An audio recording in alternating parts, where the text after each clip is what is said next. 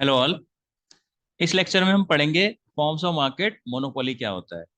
पिछले लेक्चर में हमने पढ़ा था कि परफेक्ट कंपटीशन क्या होता है, और उससे पहले हमने देखा था कि introduction of forms of market के मार्केट का क्या मतलब होता है और फॉर्म्स ऑफ मार्केट की क्या कैटेगरीज होती हैं।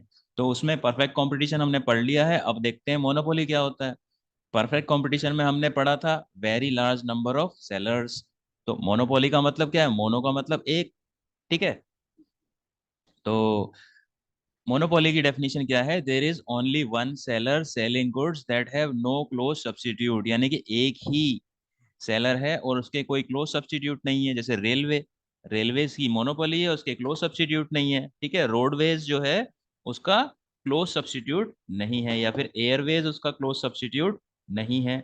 और जैसे गूगल का मैंने एग्जांपल दिया था, गूगल की मोनोपोली है और गूगल जो बनाती है उसका कोई क्लोज सब्स्टिट्यूट नहीं है। ठीक है। तो ये इसकी डेफिनेशन है। और the only one seller has full और complete control over the price, तो इसीलिए इसको क्या बोला जाता है? प्राइस मेकर, क्योंकि वो अकेली कंपनी है। अब उसकी जो मर्जी है जितना प्राइस चार्ज करे कस्टमर से। ठीक है। And prices are determined by the firm and not by the market forces of demand and supply. और मार्केट फोर्सेस जब डिसाइड करती हैं तो उसको क्या बोला जाता है? मार्केट मैकेनिज्म बोला जाता है, या फिर प्राइस मैकेनिज्म बोला जाता है। ठीक है। और the monopoly firm has the is the price maker and not the price taker. तो हमने परफेक्ट कंपटीशन में पढ़ा था कि परफेक्ट कंपटीशन में एक फर्म क्या होती है? प्राइस टेकर होती है परफेक्ट कंपटीशन में।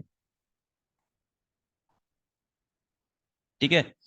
तो मोनोपोली की ये डेफिनेशन हो गई। उसके बाद देखते हैं हम मोनोपोली के फीचर्स।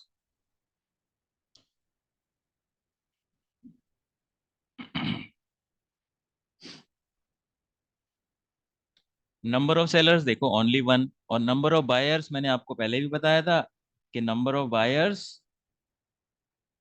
हर जगह ज्यादा होते हैं। ठीक है। तो बायर्स तो हर जगह ज्यादा ही होंगे। नंबर ऑफ सेलर यहाँ पे वन होता है। और नेचर ऑफ प्रोडक्ट क्या होता है? नो क्लोज सब्स्टिट्यूट, यानी कि उसके कोई सब्स्टिट्यूट नहीं होते। तो हम इसको क्या बोल सकते हैं? हेटेरोजीनियस।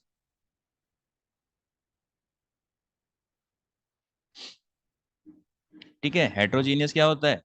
अलग। ठीक है। और होमोजीनियस प्रोडक्ट हमने पढ़ा था परफेक्ट कंपटीशन में होता है। और बैरियर्स टू एंट्री, हाँ बैरियर्स होती हैं मोनोपोली में। देखो, गवर्नमेंट ऑफ इंडिया ने बैरियर्स लगाए हुए हैं कि रेलवे कोई प्राइवेट कंपनी नहीं चला सकती है। ठीक है। या फिर गूगल की जो मोनोपोली है वो किसकी वजह से है? उनकी टेक्नोलॉजी की वजह से है, कि कोई और कंपनी उसको आसानी से नहीं कर सकती। बहुत बड़ी बैरियर्स हैं।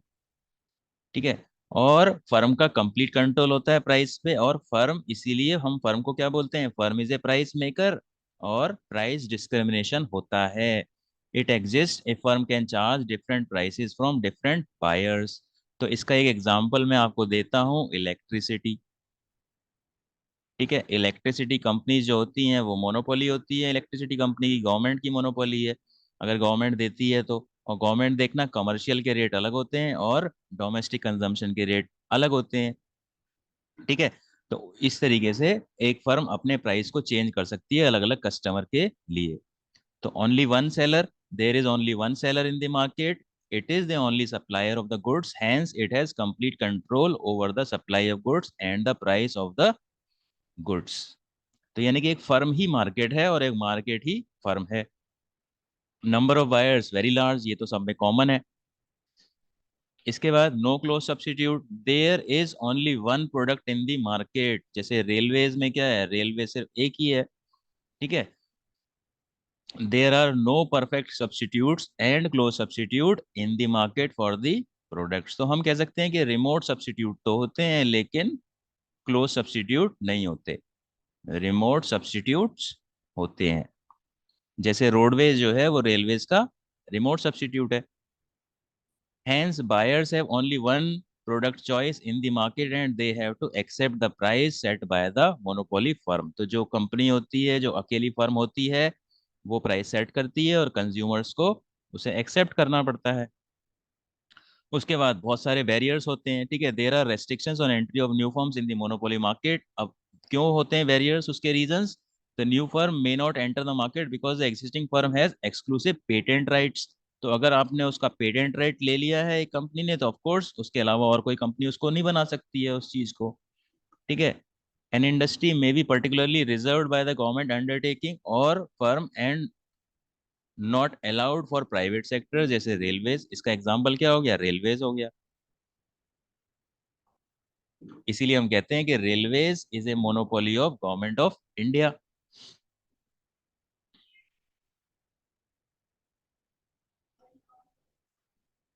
उसके बाद फर्म का कंप्लीट कंट्रोल होता है प्राइस पे। ठीक है। और एक मार्केट ही फर्म होता है, फर्म ही मार्केट होता है। ठीक है। So there is only one firm in the market, so one firm is equal to market. तो वो फर्म ही पूरी मार्केट होती है। It has the complete control over the supply of goods and its price, hence the firm is a price maker not the price taker. ये हमने definition में भी देखा था इसके।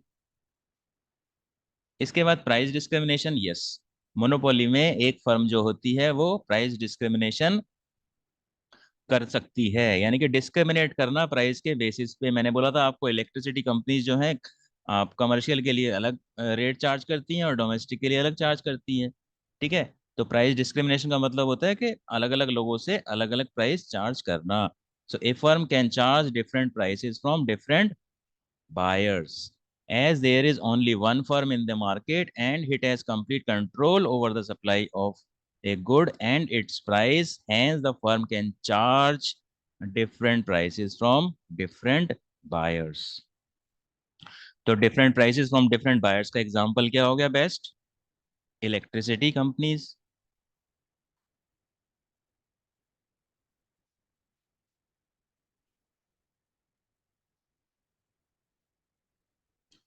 तो ये था आपका मोनोपोली के बारे में। ठीक है। मोनोपोली के आपने सारे पॉइंट देख लिए हैं यहाँ पे।